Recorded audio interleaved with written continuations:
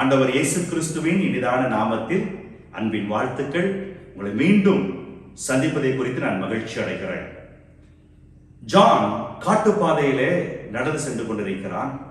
அது அடர்ந்த காடு, மனிதர்கள் யாரும் நடமாட்டம் இல்லாத அந்த காட்டிலே சென்று கொண்டிருந்த பொழுது அந்த காட்டிலே அழகான கற்களை ஜான் பார்க்கின்றான்.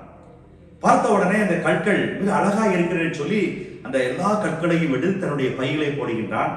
போட்டுக்கொண்டு அவன் அப்படியே பாடிக்கொண்டு ஆடிக்கொண்டு அந்த காட்டுப்பாதையிலே சென்று கொண்டிருந்த பொழுது அந்த காட்டுப்பாதையின் ஓரத்திலே ஒரு அழகான நதி ஓடிக்கொண்டிருப்பதை பார்க்க மிகுந்த மகிழ்ச்சி.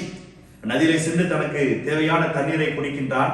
குடித்து தொடர்ந்து அவன் நடந்து கொண்டு செல்கின்றான். போற வழியிலே நதி அவனோடு கூட வருவதை போல வந்து கொண்டிருக்கிறது. ஆகவே அவன் கையில் இருந்த ஒவ்வொரு கல்லையும் நதியின் மேல் எரிந்து எரிந்து அவன் விளையாடி சென்று கொண்டிருக்கிறான். ரொம்ப சந்தோஷமாய் தன் கையில் இருக்கிற அந்த கல்லை எரிந்து தண்ணீர் மேல் அவன் எரிந்து விளையாடி கொண்டிருக்கின்றான்.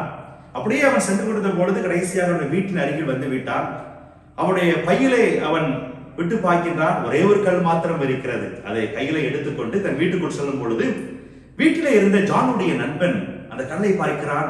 இது அழகா இருக்கிறது, இது நிச்சயமாய் சாதாரணமான கல்லாய் இருக்க முடியாது என்று சொல்லி இந்த கல்லை நாம் சோதித்து பார்க்க வேண்டும். நம்முடைய பட்டணத்தில் இருக்கிற நகைக்கடைக்கு சென்று இது என்ன கல் என்பதை நாம் சோதித்து பார்க்கலாம் என்று சொல்லி இந்த ஜானை அழைத்துக் கொண்டு செல்கிறான். நகைக்கடைக்கு செல்கின்றார்கள். அந்த கல்லை சோதித்து பார்த்த நகைக்காரன் சொல்கின்றான், இது சாதாரணமான கல் அல்ல, இது வைரக்கல். பல கோடி மதிப்புள்ள கல்லை நீங்கள் கொண்டு வந்திருக்கிறீர்கள். இது பல கோடி மதிப்பு இந்த கல்லுக்கு உண்டு என்று சொன்ன பொழுது ஜான் உள்ளம் உடைந்து போனது. ஐயோ, நிறைய கற்களை நான் பொறிக்கிறேனே, எல்லாவற்றையும் வீணாக ஆற்றிலே எரிந்து விட்டு கடைசி இருந்த ஒரு கல்லை மாத்திரம் வச்சிருக்கிறேனே, பல கோடிகளை பல மதிப்பை நான் இழந்து விட்டேன் என்று சொல்லி அவன் அழுது புலம்பினான்.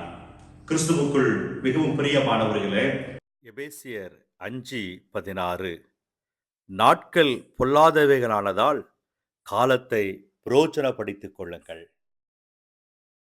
இந்த சம்பவம் நமக்கு காட்டுகிற உண்மை என்ன தெரியுமா?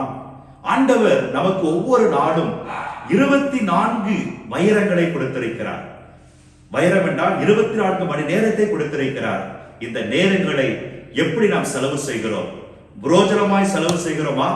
இதை புரோஜனமாய் செலவு செய்தால் இறைவனுடைய நன்மையை, ஆசீர்வாதங்களை பெற்றுக்கொள்ள முடியும். காலம் பொன் போன்றது, அது விலை மதிக்கத்தக்கது. அந்த காலத்தை புரோஜனமாய் பயன்படுத்திக் கொள்ளுங்கள். ஆண்டவர் உங்களை ஆசீர்வதித்து கனப்படுத்துவாராக. ஆமென்.